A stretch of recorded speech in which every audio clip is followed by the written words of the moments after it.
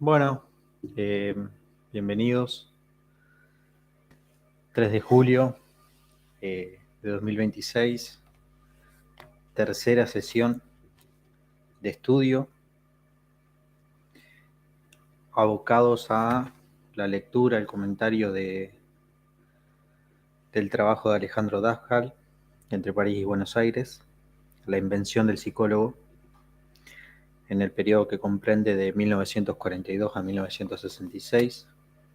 Ya vimos en las otras sesiones lo que fue la introducción, el prólogo de Elisa de Rudinesco. La idea de hoy va a ser pasar el capítulo 1. Es un poco extenso, pero vamos a hacer lo posible para que no sea tan largo la emisión. Como siempre, bienvenidos a los que encuentran este video por primera vez. Los invito a que vayan a revisar las otras sesiones para no quedar un poco descolgados de contexto. A los que vienen siguiendo las sesiones, bueno, les agradezco la vista. También les agradezco por ahí que puedan dejar algún comentario, darle me gusta, por el simple hecho de que se puede difundir, pero bueno, tampoco la pretensión es que sea tan difundido esto, sino ir dejando como una bitácora. La otra vez lo pensaba así,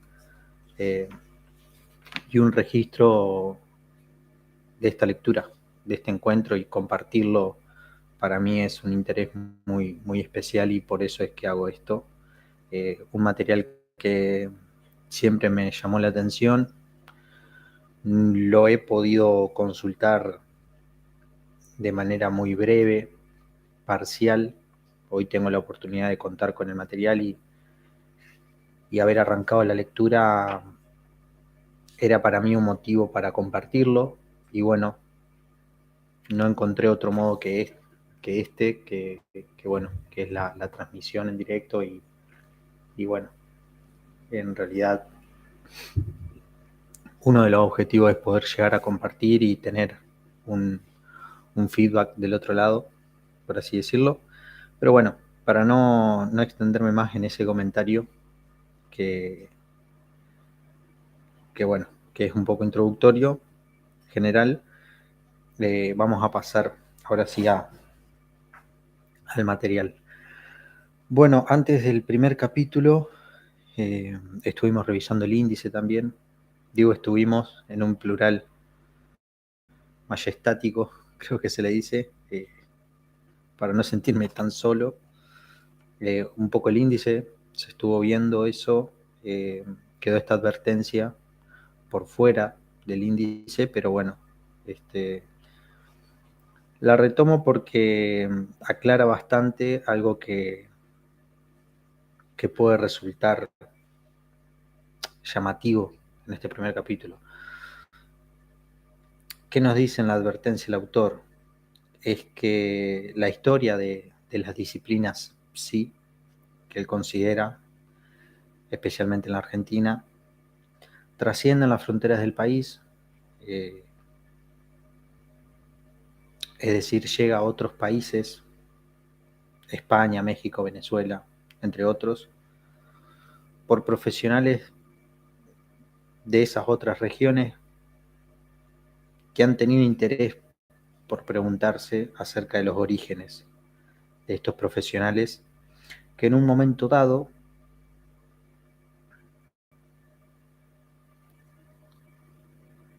han tenido que recurrir al extranjero, por así decirlo, a otras regiones, en un éxodo, dice el autor, en esa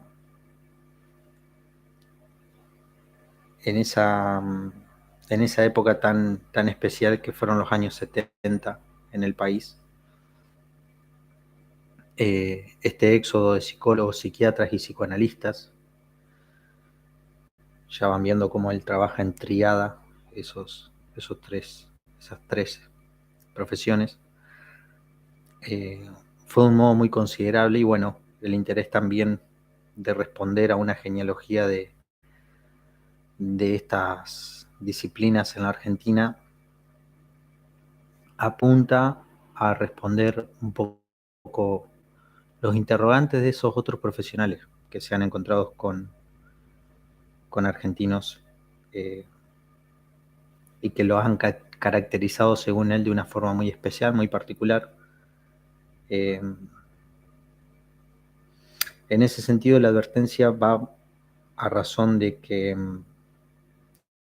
algunas referencias básicas sobre el contexto político local pueden parecer al lector argentino, autóctono por así decirlo, un poco superfluas, pero indispensable para eventuales lectores de otros países de habla hispana. Algunos temas vinculados a la historia política, social y cultural de la Argentina habrían merecido quizás desarrollos más extensos y menos esquemáticos de los que se han realizado. No obstante, eso no ha sido posible por razones de espacio, habida cuenta de la vastedad del objeto a abordar. Hemos preferido detenernos en los aspectos de la historia de la disciplina psi, remitiendo al lector en todo caso a bibliografía existente sobre otros temas históricos más generales, como ser el peronismo, los años 60, 70, y estas referencias se aluden a pie de página. Bueno, y esto es importante, esta advertencia es importante tenerla en cuenta porque el primer capítulo se titula Psiquiatría, Psicoanálisis y Psicología durante el primer peronismo, la institucionalización progresiva de tres campos vecinos. Bueno, uno en este título esperaría, como se ha aludido en la introducción, unas referencias quizás más profundas a lo que fue el peronismo como una modalidad de gobierno especial aquí en Argentina, que no se encuentra de ese modo, digamos, no se le ha dado tanta importancia desde ese énfasis en este capítulo, si bien lleva el nombre del peronismo en el título. Ya vamos a ir viéndolo, pero bueno, vale la advertencia. Tanto en este capítulo, pienso yo, como en otros. El capítulo 1 de esta primera parte que les leía recién, el capítulo 1, ahora sí, se titula El pasaje de la higiene mental a la salud mental y la organización del campo psiquiátrico. Bueno, ya en este título podemos ir planteando varias preguntas. Por ejemplo, ¿cómo se organizó ese campo psiquiátrico? Incluso la respuesta puede estar en ese pasaje de la higiene mental a la salud mental. En todo caso, la pregunta es cómo se da ese pasaje. Y está presente en este título, y en el que les leía recién, más general, que hacía referencia al peronismo, que es el término de campo que habíamos comentado ya en la introducción. Si quieren, puedo volver.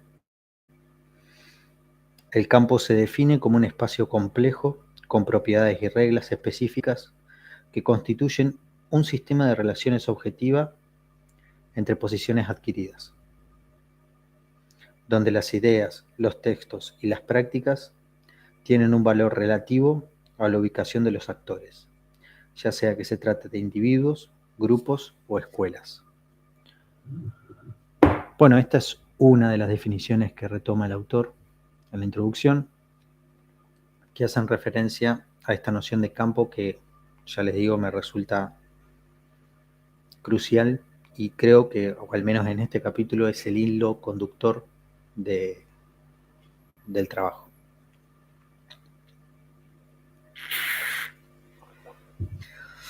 Bueno, el capítulo inicia trayendo la figura de Lacan, especialmente una conferencia que él da en 1942 en París a un grupo selecto de psiquiatras, nucleados en torno a una revista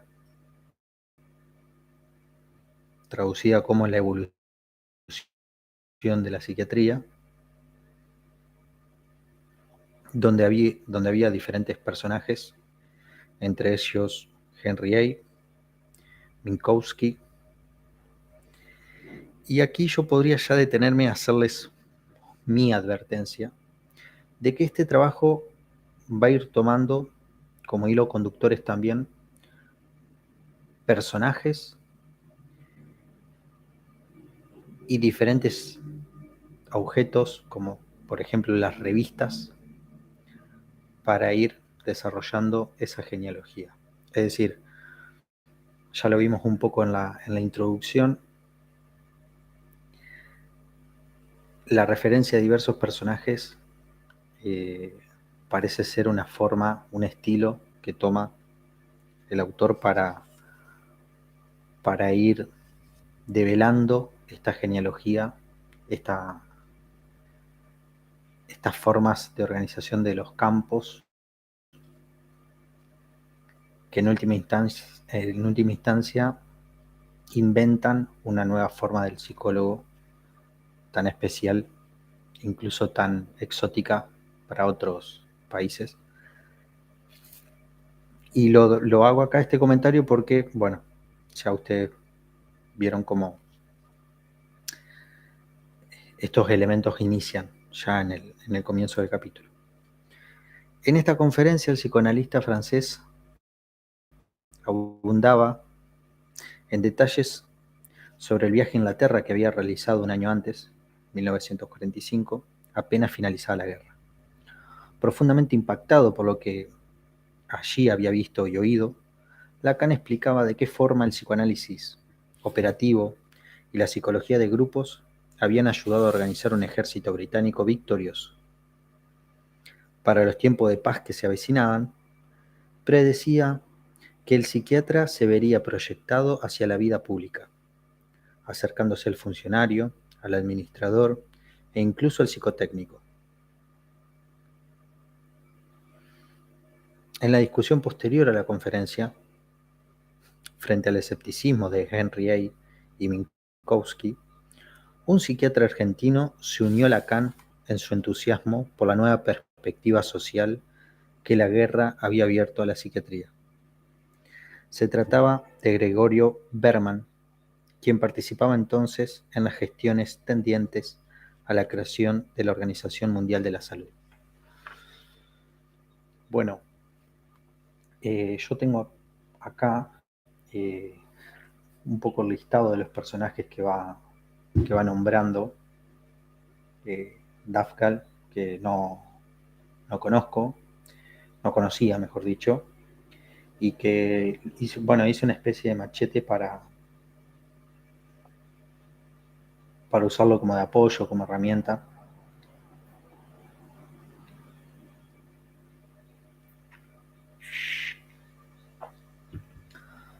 Y aquí él sitúa, junto a los psiquiatras franceses, al argentino Gregorio Berman, que nace en 1894 y fallece en 1972, un psiquiatra, reformista universitario y referente de la psicología de la psiquiatría social argentina. Fundó la revista Psicoterapia y promovió una psiquiatría comprometida con los problemas sociales. Y va a ser una figura central de este capítulo. Berman, discípulo de José Ingenieros, importante referente en la formación inicial de José Blecher, quien visitó personalmente a Freud en 1930,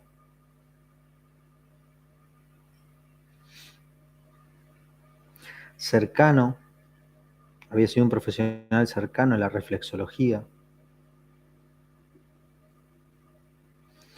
y de alguna forma su presencia en la conferencia de Lacan viene a cuento para ilustrar la intricada rama de relaciones disciplinares e ideológicas que caracterizaron el panorama de la psiquiatría durante la segunda posguerra, tanto a nivel internacional como en el plano local.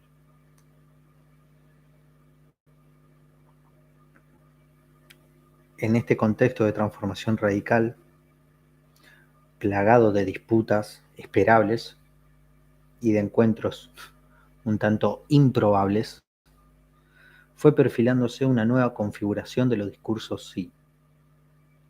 En esa nueva configuración, el psicoanálisis emergía como una matriz explicativa privilegiada, impugnando y desplazando las teorías de cuño naturalista que habían imperado hasta entonces. Yo agregaría también acá, porque lo vamos a ver, al marxismo. Todo estaba aún por definirse, y la década iniciada en 1945 sería recordada por el ritmo vertiginoso de los cambios que en ella se produjeron de los dos lados del Atlántico. Este capítulo pretende dar cuenta precisamente del surgimiento de algunas transformaciones producidas a finales de los años 40 y principios de los años 50, luego de hacer un breve repaso del panorama de ideas de los años 30.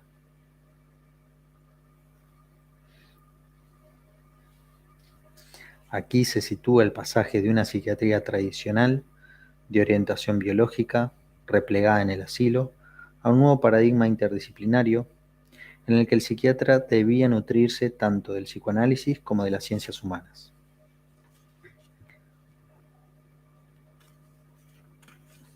Bueno, este material ilustra con fotografías, retratos de estas personas que va destacando.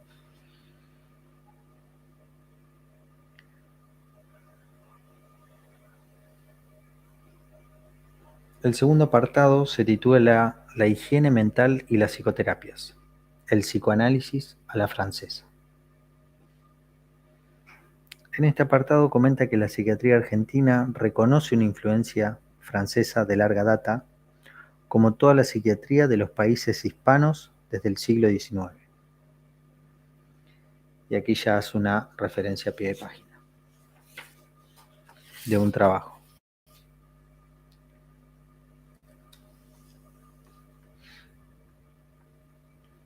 Una referencia al país de Charcot y de Janet. El mismo Janet y Georges Dumas pasaron por el Río de la Plata en los años 30, dejando una impresión durable.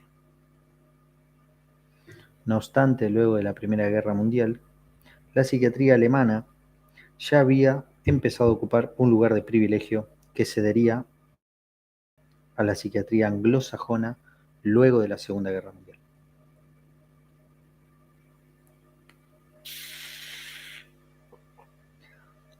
Después del fallecimiento de José Ingenieros en 1925, la psiquiatría argentina había entrado en una de sus crisis periódicas.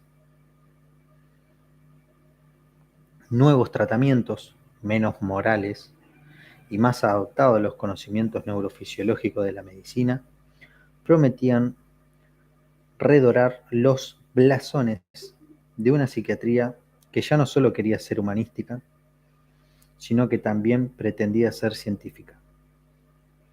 Procedimientos como la lobotomía, la electropirexia, más tarde el electroshock, comenzaron a aplicarse en la Argentina con una rapidez asombrosa, junto con otras terapias a base de sustancias convulsionantes e hipnóticas.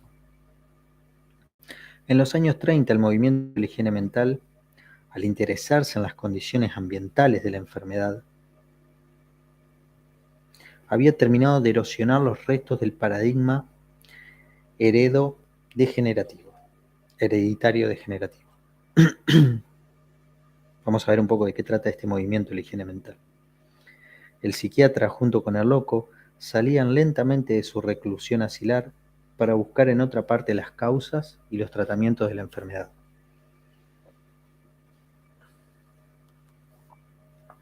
Este movimiento se basó en sus orígenes en las ideas de Clifford Pierce, disculpen si pronuncio mal, pero aquí lo tengo, un empresario y escritor estadounidense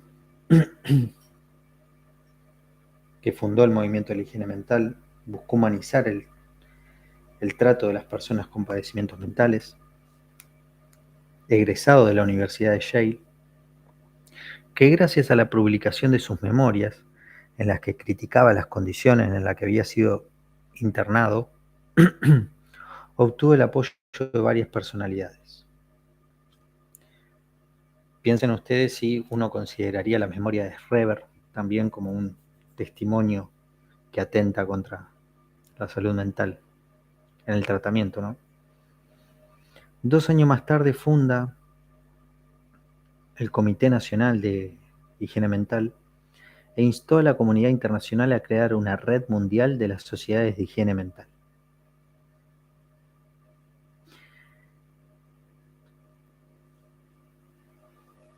Acá estamos hablando de 1920. La internacional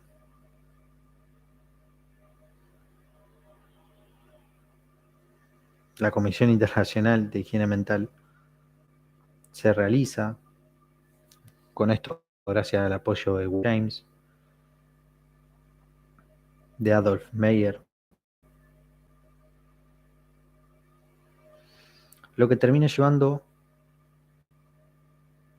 a este comité a organizar en Washington el primer Congreso Internacional de Higiene Mental. Para 1937, un segundo congreso fue organizado en París, de igual éxito que el primero. Luego la guerra interrumpe este impulso transformador, que recién había de continuar en la posguerra, pero bajo otro signo. En realidad, aclara el autor, el higienismo mental, a diferencia de los movimientos de renovación ulteriores, no cuestionaba la existencia del asilo. Solo limitaba sus indicaciones terapéuticas y abogaba por mejores condiciones de internación para los casos en que fuera necesaria. Estamos lejos de los procesos de desmanicomialización. La enfermedad mental admitía entonces diferencias de grado más o menos importantes dentro de un continuo que iba desde la salud hasta la locura, lo cual hacía que las afecciones menos importantes pudieran ser tratadas de forma ambulatoria. En adelante, el tratamiento de ese tipo de afecciones funcionales ya, no lesionales, iba a estar ligado a las psicoterapias, que desde Janet y Freud tenían cada vez más adeptos en la Argentina. Empieza a inmiscuirse el término de un cuerpo social, cuyo alcance podía ser considerado en las intervenciones de los tratamientos, del mejoramiento de las condiciones ambientales que influyen en la salud mental. En la Argentina este movimiento se institucionalizó en 1929 con la creación de la Liga Argentina de Higiene Mental, precedida por Gonzalo Bosch.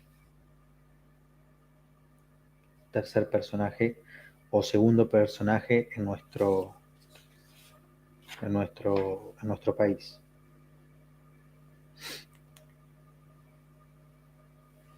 Bosch fue un personaje faro para la psiquiatría local en los años 30 y 40.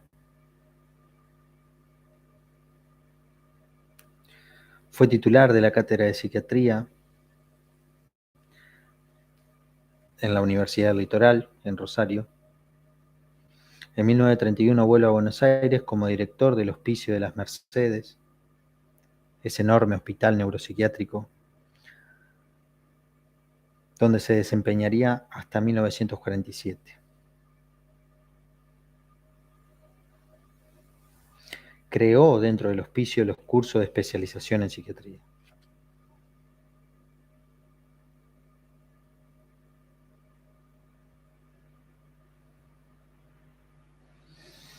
Cuidemos, dice Gonzalo Bosch, citado por el autor, cuidemos el porvenir de la sociedad.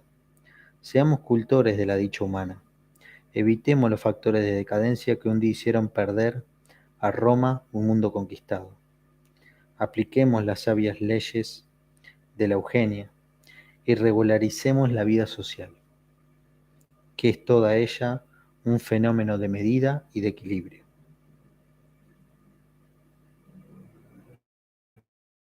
Dentro de 2 días se celebrará la fecha de la raza. Evoquemos nuestra gran fecha étnica, día en que la civilización defloró a la Virgen América. Continuemos, pues, como hombres civilizados, nuestra magnífica campaña en el viaje emprendido hacia la cumbre. Bueno, ahí una cruzada civilizadora frente a los fantasmas de degradación de la raza y otros supuestos excesos. Los higienistas se presentaban como los guardianes de un nuevo orden, de una moderación saludable. Veíamos, ¿no?, esto del equilibrio, apoyada en principios científicos. En este marco, en 1931, nació otra institución ligada a ese movimiento, la Asociación de Biotipología, Eugenesia y Medicina Social, en la cual cohabitaban fascistas, antisemitas, junto con psiquiatras de ideas liberales y educadores laicos.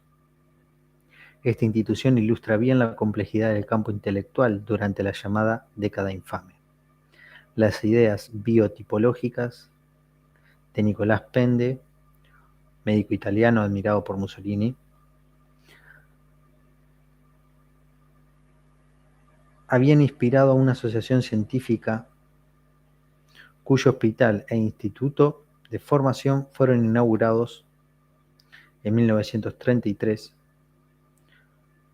con la presencia del presidente de la Nación y el arzobispo de Buenos Aires.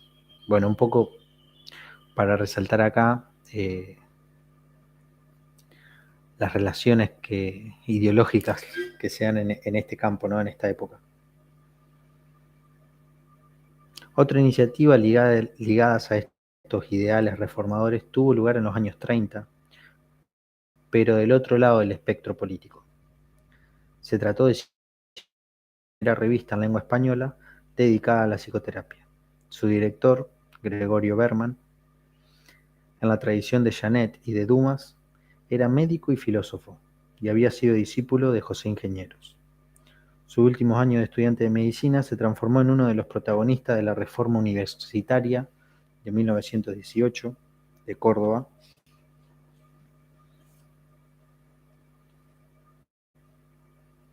Para 1930 entró en el selecto grupo de argentinos que llegó a conocer a Sigmund Freud en persona, grupo que ya integraban Víctor Mercante y Nerio Rojas, que comentábamos en la introducción. Y para 1932 funda en Córdoba el Instituto Neuropático, que iba a servir de base a múltiples iniciativas.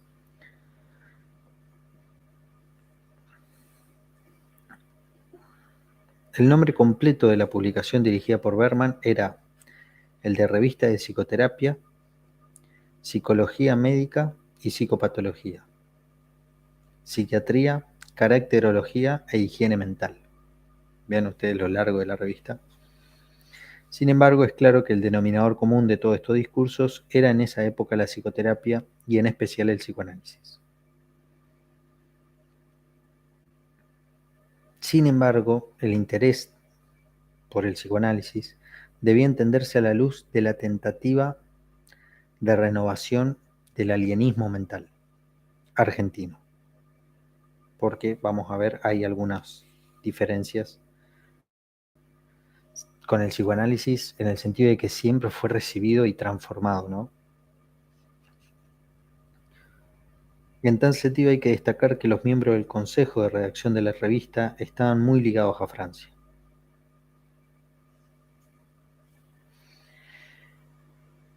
El mismo Lowenstein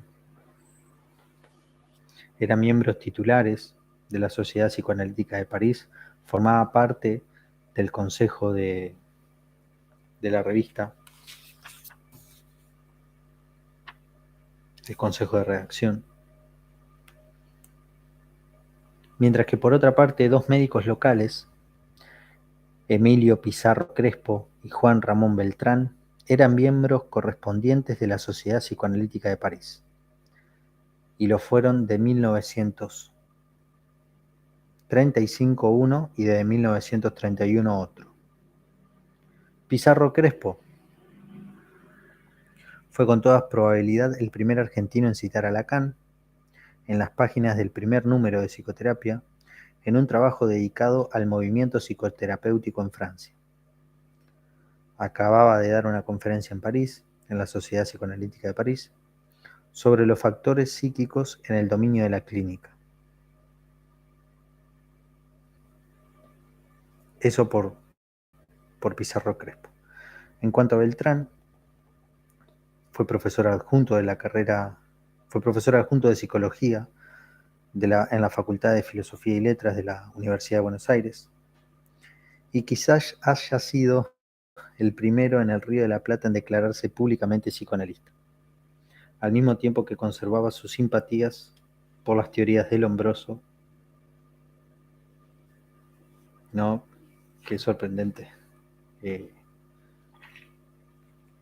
Esas confluencias ideológicas.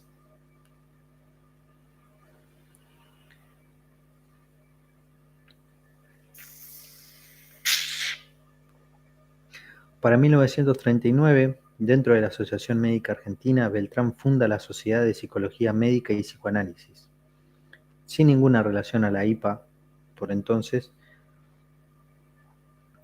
que recién sería creada la sociedad en Argentina 3 años más tarde. Otro importante colaborador de la revista fue Jorge Tenón,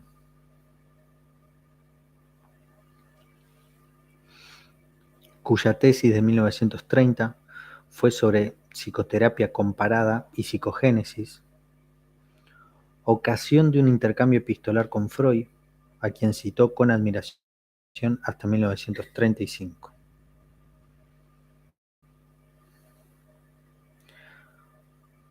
Bueno, incluso es becado a Francia.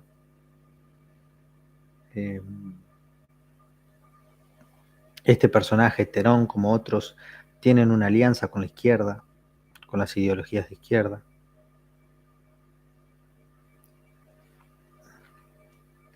Tanto Berman como Tenón, dos de los primeros médicos locales que adoptaron el psicoanálisis con una vocación reformista, fueron dos de los primeros que lo abandonaron para adoptar doctrinas más compatibles con sus ideas marxistas.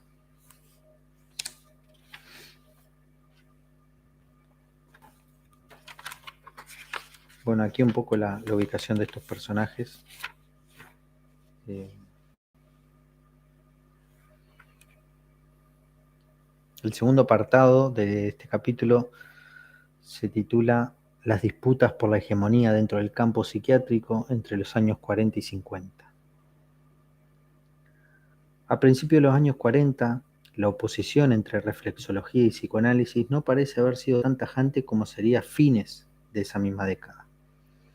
Para 1940, Berman y Tenón asistieron a la primera reunión informal con miras a la creación de una asociación psicoanalítica en la Argentina, pero finalmente se abstuvieron de participar.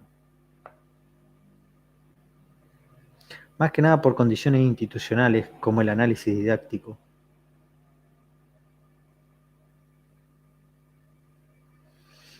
Estos médicos de izquierda, paradójicamente, quizás hubieran soportado mejor un psicoanálisis a la americana, según el cual, para ser analista,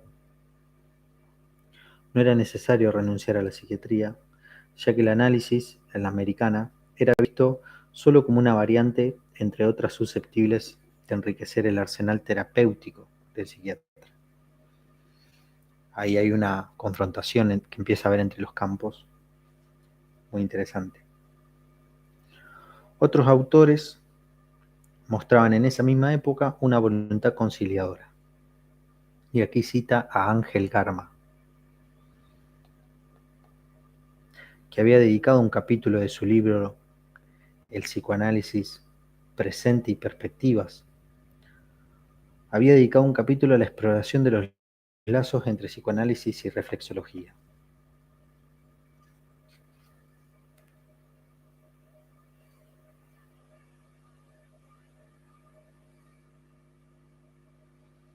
Sin embargo, el conflicto que tienen Berman y Tenon como representantes entre el psicoanálisis y los otros campos de la disciplina psi iba a ir creciendo durante los años 50 a medida que avanzaba la organización profesional y académica de la psiquiatría y por otro lado la consolidación institucional del psicoanálisis.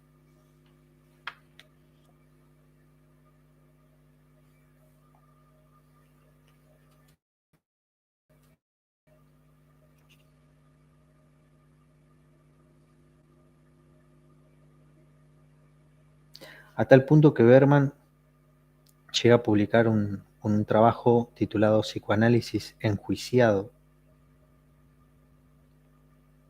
Y eso muestra que a pesar de los cumplidos que hubiera podido formular sobre la idea freudiana para desacreditar la fenomenología existencial en ese momento, el psicoanálisis no dejaba de ser un adversario. Y yo acá les nombro el existencialismo porque empieza a introducirse también como una perspectiva dentro del campo de la disciplina psi.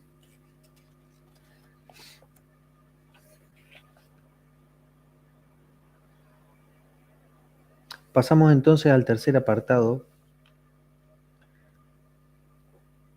la Segunda Guerra Mundial y los discursos de salud mental. La llamada psiquiatría social fue uno de los frutos del pasaje del paradigma del higienismo mental, que llegó a su punto más alto durante dentro de la primera posguerra, un pasaje a una nueva concepción de la salud mental consecutiva a la Segunda Guerra. Para 1941, paralelamente a lo que venimos comentando, George Chisholm, un psiquiatra veterano de la Primera Guerra Mundial, es nombrado responsable de la selección de personal del ejército canadiense. 2 meses después de la caída de las bombas atómicas en Hiroshima y Nagasaki, se invita a Chisholm, por entonces ministro de Salud de Canadá, a dar 2 conferencias centrales en Washington y en Nueva York. Para octubre de 1945, ante un público selecto, donde se encontraba el presidente de la Asociación Psiquiátrica Americana, se encontraba Gregorio Berman.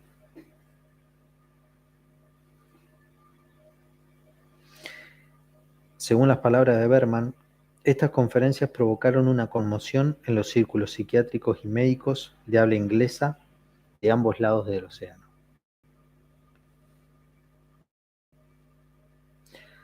Dice el autor que hay que reconocer que las propuestas de Chisholm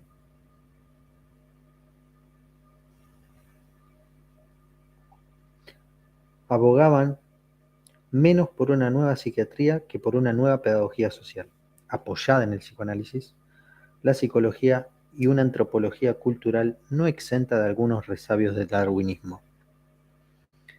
En suma, había que desprenderse de la moral a secas, ya que para Chisholm la diferencia entre el bien y el mal estaba en el origen de todas las guerras, que siempre se iniciaban, por supuesto, en nombre del bien.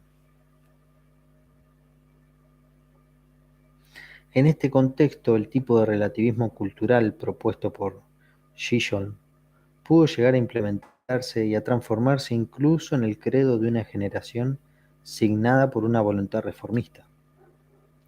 Postulaba además un programa de acción positivo tendiente a la producción de una nueva ética de la salud, en la que la psiquiatría y las ciencias sociales tenían reservado un lugar fundamental.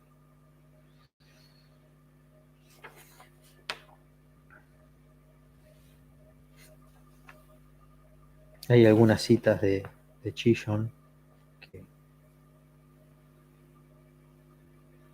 que puedo llegar a leer.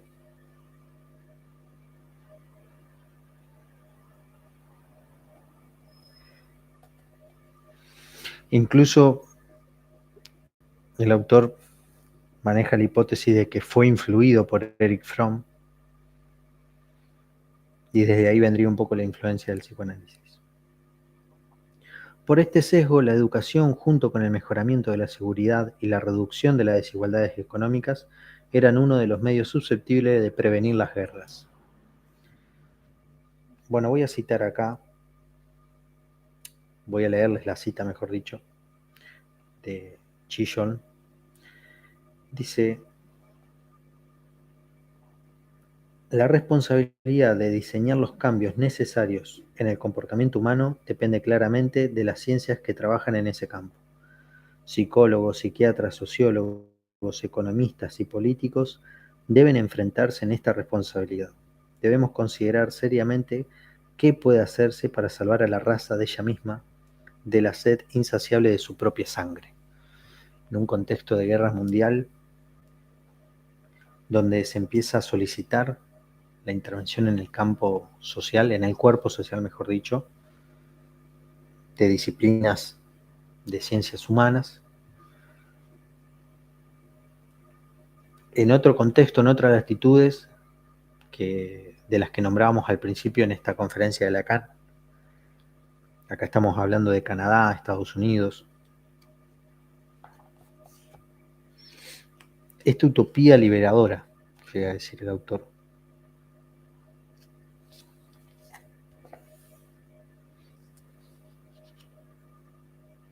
Incluso, bueno, en este esquema, donde lo que contaba era la formación de una generación de ciudadanos maduros, porque acude a los docentes, las madres, los padres, las asociaciones, los maestros, las escuelas, los clubes, las universidades, la iglesia, todo donde se pueda tocar y se pueda dar una ayuda en el sentido de la libertad intelectual, tienen que ser espacios de intervención. En este esquema, el lugar reservado a los psi era capital, ya que se daba por descontado que ellos conocían mejor que nadie los mecanismos psíquicos de la dominación, así como los caminos de la liberación. Defendida de este modo, la psicoterapia servía para desmontar los mitos y sentar las bases de una nueva religión laica, donde la psicología, la sociología y la psicopatología debían estar disponibles para todo el mundo. Veamos hoy hasta qué punto hemos llegado en materia de diagnósticos e identidades. En efecto, esta presentación tuvo tal impacto que el año siguiente Chillon fue nombrado secretario ejecutivo de la comisión temporaria destinada a constituir la Organización Mundial de la Salud, un puesto que ocupó de 1946 a 1948 para transformarse luego en director general hasta 1953. También se encontraba John Rawlings Rees. Había sido consultor del ejército británico. En 1940 había dado una conferencia titulada Planificación Estratégica en Salud Mental, que iba en el mismo sentido del programa de su colega canadiense. En 1948, la Asociación de Salud Mental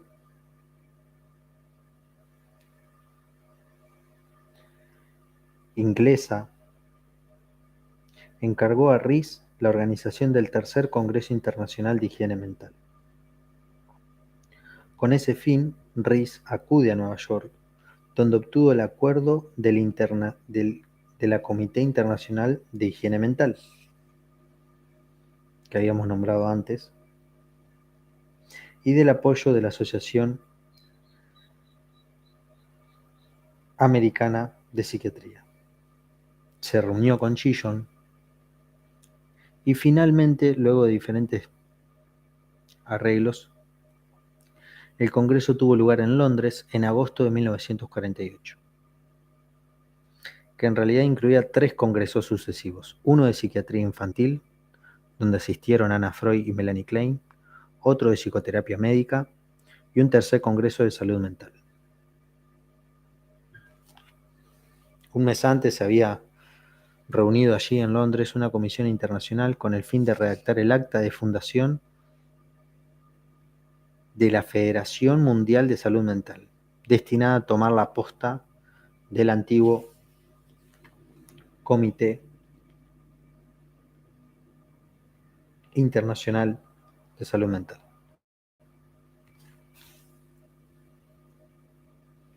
El documento producido, llamado Salud Mental y Ciudadanía Mundial, fue aprobado en ese mismo Congreso de Londres, en reunión plenaria, con lo cual el evento se transformó en el primer Congreso Internacional de Salud Mental bajo la presidencia de Rees.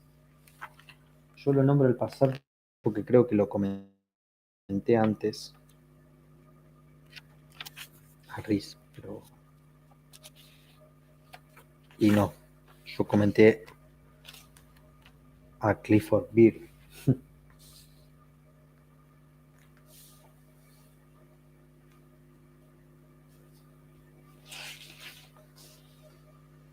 John Rawlings Rees, psiquiatra militar británico, presidente de la Federación Mundial para la Salud Mental, y fue uno de los principales impulsores internacional del movimiento de salud mental después de la Segunda Guerra Mundial. Bueno, y aquí les marco una especie de pequeña conclusión, aunque nos quede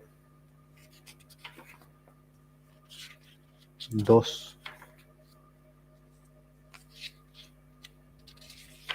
pequeños apartados. Dice, si la higiene mental había podido ser instrumentalizada incluso por concepciones sociales conservadoras, la salud mental nacía gracias al impulso de una moral del cambio y la libertad. Cambio y libertad serían entonces 2 de las claves para comprender de allí en adelante la salud del hombre, quien a la luz de las ciencias humanas ya no podía ser considerado fuera de su contexto sociocultural. Y eso iba a aplicarse a todas las iniciativas socio-psi de los años 50 y 60, que fueron largamente tributarias de este cambio de paradigma.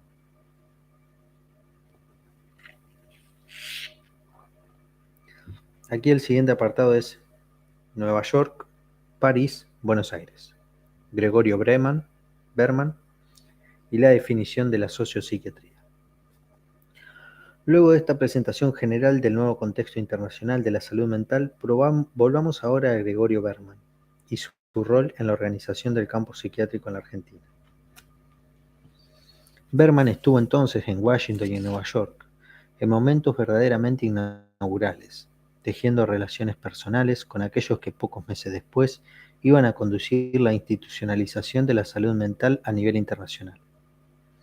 En 1946 se transformó en miembro correspondiente de la Asociación Americana de Psiquiatría. Además, como delegado de la Argentina ante la sección de Medicina y de Higiene de la ONU, trabajó en París durante todo el mes de marzo en el Comité Técnico Preparatorio para la creación de la Organización Mundial de la Salud, bajo la dirección de Chillon. En este viaje a París, se acerca a psiquiatras franceses que particularmente estaban nucleados en 2 revistas.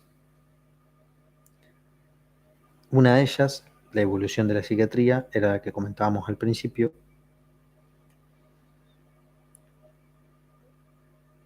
e incluso ya habíamos nombrado que fue uno de los 2 invitados extranjeros presentes en las conferencias que Lacan pronuncia en 1946. donde habla de su viaje a Inglaterra entre agosto y octubre de 1945. Esta conferencia, llamada La psiquiatría inglesa y la guerra, muestra bien que incluso Lacan fue seducido, al menos durante un momento, por los discursos anglo-norteamericanos de la salud mental.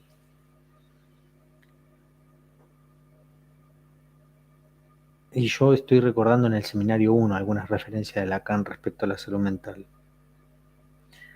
Pero bueno. Lacan se asombraba entonces de las novedades técnicas incorporadas por la psiquiatría inglesa. Justamente él, que poco tiempo después sería el crítico más implacable de toda psicología, se complacía en mostrar a sus colegas psiquiatras hasta qué punto la utilización de una ciencia psicológica aún muy joven, cita, en el seno de la cual incluía el psicoanálisis operatorio, los test proyectivos, las psicoterapias de grupo y el psicodrama moreniano, habían servido para constituir desde la nada un ejército de escala nacional. Esta ciencia psicológica había contribuido, entre otras cosas, a la selección e instrucción de los soldados y oficiales, a la democratización de las relaciones jerárquicas, a la instauración de un nuevo tipo de disciplina y finalmente a la reinserción de los prisioneros de guerra y los combatientes de ultramar en la vida civil. La admiración de Lacan era tan grande que encontraba allí la impresión del milagro de los primeros pasos freudianos. Cita esto último.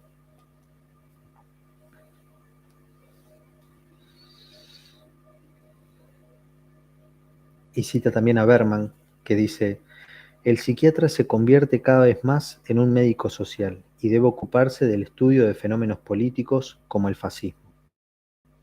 Los estudios de Bion sobre los conflictos del individuo y el grupo y las aplicaciones concretas de los trabajos de Melanie Klein deben servirse de modelo.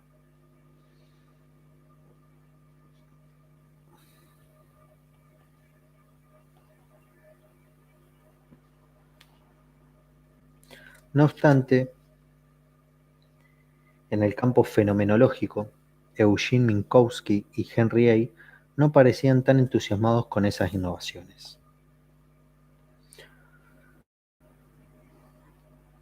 4 años más tarde, Berman volvería a París en 1950 para el primer Congreso Mundial de Psiquiatría. Esta vez, los psiquiatras comunistas franceses que habían boicoteado el Congreso de Londres fueron todos de la partida, junto a psicoanalistas diversos como Alexander, Anna Freud, Daniel Lagache y Jacques Lacan. En su presentación, Berman relacionaba el deterioro de la salud mental con la desintegración social. La clave para explicar la patología mental moderna era, según él, el concepto de desintegración, y allí la referencia explícita era la antropología cultural de Margaret Mead. Además, en este congreso, Berman fue uno de los firmantes de una resolución discutida en un simposio signado por los mismos debates de 1946, en la que se definía la psiquiatría social en los siguientes términos, y lo voy a citar. Las enfermedades mentales, en la complejidad de sus diferentes aspectos, no podrían ser aisladas y desprendidas del conjunto de las condiciones de vida de los hombres.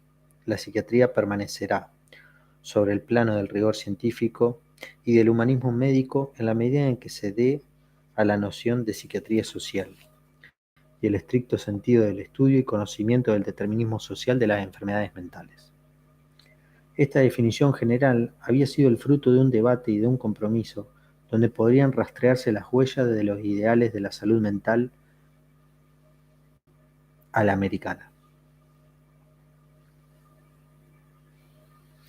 Tenon, por otro lado, en una conferencia pronunciada en 1951, en el Colegio Libre de Estudios Superiores, atacaría a la sociopsiquiatría en tanto disciplina artificial y efímera. La respuesta de Berman no se haría esperar. Bueno, hay un poco ahí de disputa. Y había que diferenciar entonces una sociopsiquiatría auténtica y las desviaciones esto lo dice Tenon, de una psiquiatría social al uso.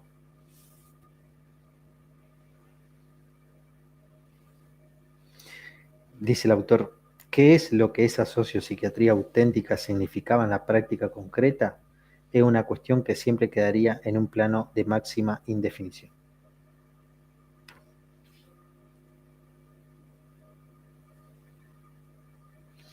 Pero Berman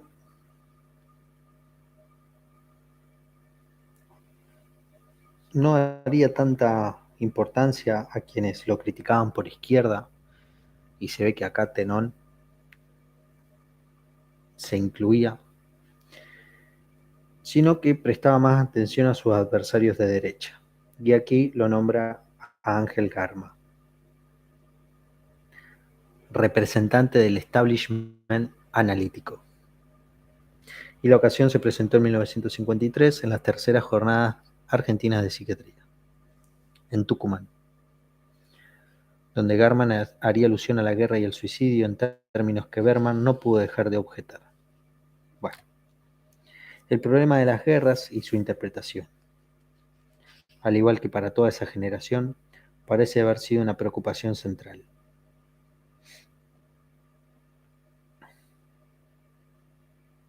Para situar un poco sus diferencias, ¿no? En 1941, Berman había escrito un libro sobre la neurosis de guerra que abrevaba en su experiencia española, mientras que Garma, por su parte, había dedicado todo un capítulo de su libro sobre el sadismo y el masoquismo al origen de los conflictos armados.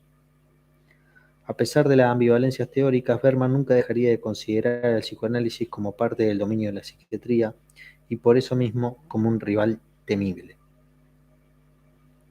En realidad, la psicoterapia, dominio predilecto de Berman, estaba aún en el centro de un debate del cual el psiquiatra cordobés pretendía ser al mismo tiempo la organización institucional y el principal animador teórico. Con ese fin, en 1952 organizó en Córdoba las primeras jornadas argentinas de psiquiatría, cuyo tema fueron precisamente las psicoterapias. Se realizaría también 2 jornadas más, en Tucumán y en Rosario, antes de que se organizara el primer Congreso Argentino de Psiquiatría, que tendría lugar en Buenos Aires en 1956. En esta época embrionaria en la organización del campo psiquiátrico coincide entonces con la corta vida de la Revista Latinoamericana de Psiquiatría, cuyo último número fue en 1954, y los debates quedaron reflejados en sus páginas, indicando problemas teóricos prácticos, donde se encontraba toda una generación de psiquiatras confrontados y que estaban dando sus primeros pasos en ese dominio. Bueno, y aquí va a iniciar el último apartado dedicado a José Blecher. José Blecher, voy a tratar de pasarlo un poco rápido porque entiendo que José Blecher va a ser retomado más adelante. Hasta aquí hemos abordado ese pasaje que dice el título de higiene mental a la salud mental a partir de la organización del campo psiquiátrico, con sus debates, con sus disputas, con sus contextos sociohistóricos y políticos, nacionales también, con el personaje de Garma,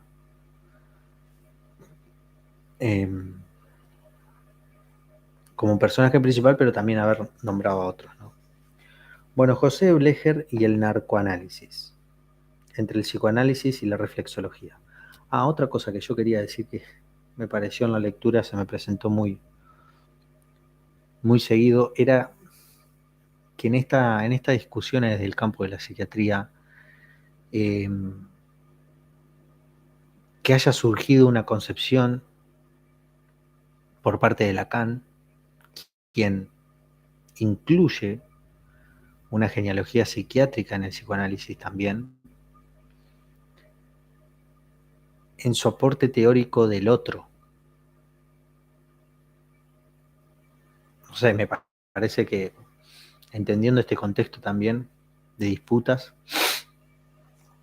digamos, un concepto no nace por sí solo, por sí mismo, sino que está incluido en un debate ideológico de campo. Y bueno, nada, no quería dejar pasarlo porque me parece que de verdad es un aporte central, central. Ni hablar si avanzamos en esa teorización, incluyendo el goce del otro, la demanda, el deseo, en fin, todas esas variantes o variaciones del otro, eh, incluido en el padecimiento subjetivo. Digo, me parece muy interesante situar ahí una genealogía. Bueno, José Leger era el miembro más joven del consejo de redacción de la Revista Latinoamericana de Psiquiatría. Hizo su estudio de medicina en la Universidad del Litoral, en la ciudad de Rosario. Fue ayudante de cátedra en la clínica médica. Fue ayudante en la cátedra de clínica médica. En la Facultad de Medicina se encuentra con Álvarez, Clemente Álvarez, un médico de orientación comunitaria, inserto en el movimiento de la higiene mental, preocupado por la medicina social. En los años 40, Blecher fue ayudante de Teodoro Fracassi, el titular de la cátedra de neurología. Fracassi era miembro correspondiente de la Sociedad de Neurología de París. A diferencia de otros neurólogos de la época, tenía una visión muy favorable sobre el psicoanálisis que decía haber practicado de manera sui generis. Si se tiene en cuenta quién eligió entre sus primeros maestros, puede constatarse que desde el principio de su formación, Blecher se interesaba tanto en los factores sociales que incidían en la enfermedad como en los avatares del funcionamiento psíquico y neurológico.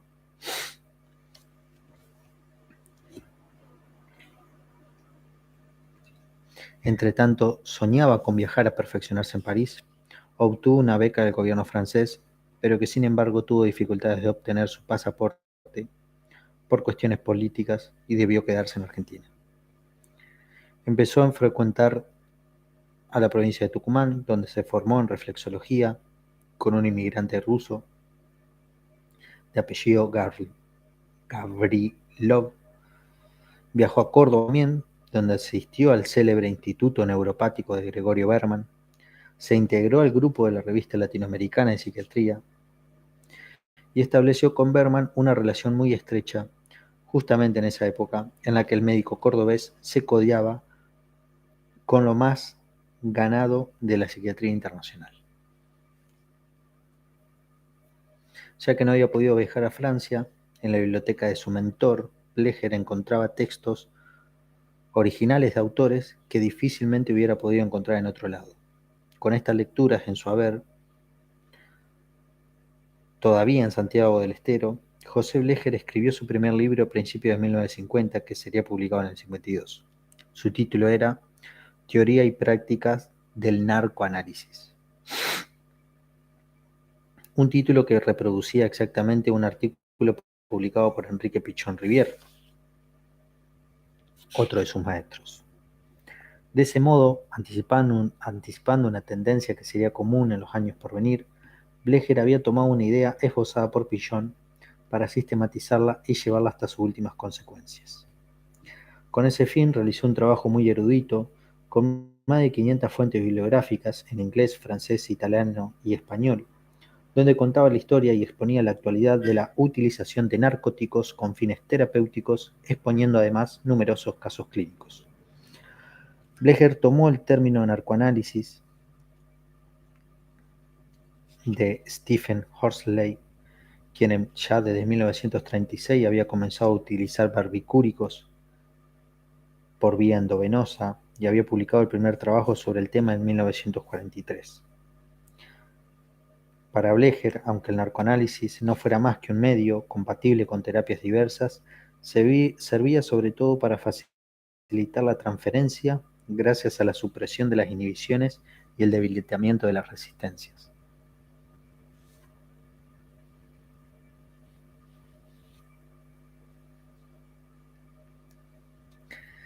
En definitiva, Blecher seguía ejerciendo la psiquiatría a partir de un modelo psicoanalítico muy particular, en el que el factor social, tan invocado en los debates teóricos, aún no hallaba formas concretas de incluirse dentro de la práctica clínica.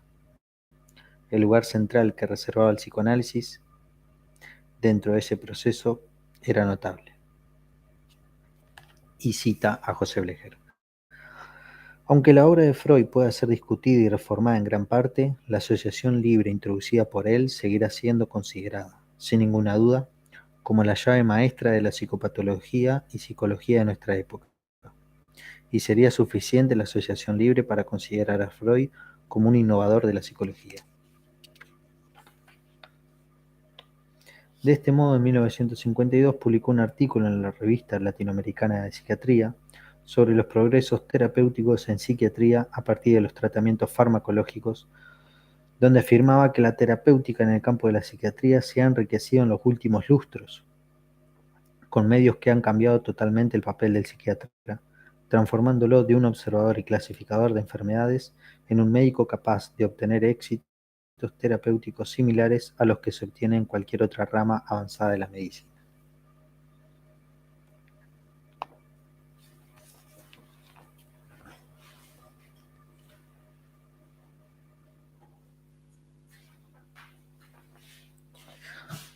Se me está yendo la luz, pero no quiero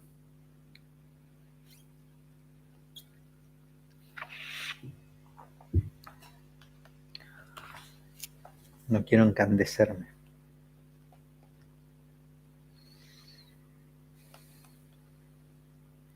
Sin embargo, Jorge Tenón, una vez más, no podía aceptar tanta credulidad de parte de un miembro del partido.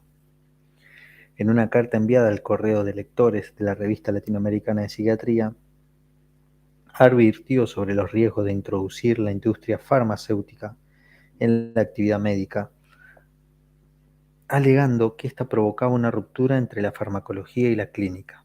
En adelante, según él, el médico iba a quedar a merced de los laboratorios y los visitadores médicos, ya que el saber sobre los productos dependía de dominios estancos. Interesantísimo. Y lo cita y lo leo porque me parece un tema interesante, relevante. En la inteligencia del médico, esta pérdida de la unidad entre teoría y la práctica lo humilla y lo degrada. El químico biólogo desconoce las necesidades y experiencias de la clínica. El médico desconoce los entretelones de la producción. El visitador ignora lo uno y lo otro. Entre la teoría y la práctica se interpone el abismo de los intereses privados. Que esta discusión haya tenido lugar en el seno de la psiquiatría argentina el mismo año que eran inventados en Francia los primeros neuroléptidos es una clara ilustración del hecho de que ciertos miembros de la disciplina estaban muy al corriente de lo que sucedía en el plano internacional. En 1954, luego de ser admitido como candidato de la Asociación Psicoanalítica Argentina, Blecher se instalaría en Buenos Aires definitivamente y comenzaría a trabajar en una clínica con Alberto Fontana, Enrique Pillon Rivière y otros. En esta clínica, que luego sería conocida como la Clínica de la Calle Oro en los años 50, se realizaron tratamientos con LSD, particularmente a cargo de Fontana. Sin embargo, la APA, que era muy escéptica respecto de los resultados de este tipo de tratamientos, terminaría por condenarla en 1961. Bueno, con esto cierra esta aventura de narcoanálisis.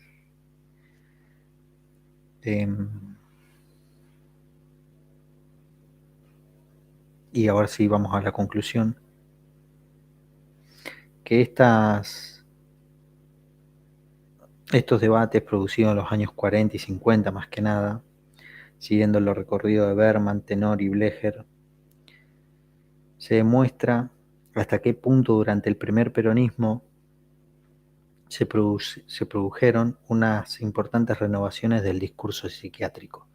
Fíjense ustedes que el peronismo en realidad sirve como marco contextual. En general, estas transformaciones son atribuidas en su totalidad al periodo que comienza en 1955 con la caída de Perón.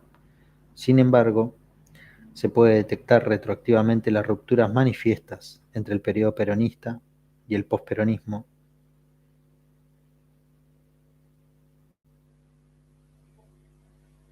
pero también se puede preferir resaltar algunas líneas de continuidad más sutiles, mostrando la construcción progresiva de ese campo psiquiátrico, tanto a nivel conceptual como institucional, haciendo hincapié en los sectores llamados progresistas o de izquierda.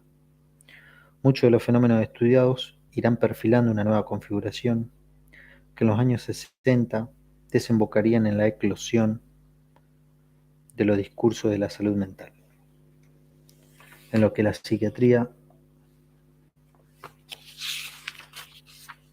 se cruzaría tanto con las ciencias sociales como con otros discursos psicológicos. En este sentido, los diversos usos del freudismo por fuera de la asociación oficial tuvieron un papel fundamental en la intersección siempre problemática entre la psiquiatría de izquierda y los ideales de la salud mental.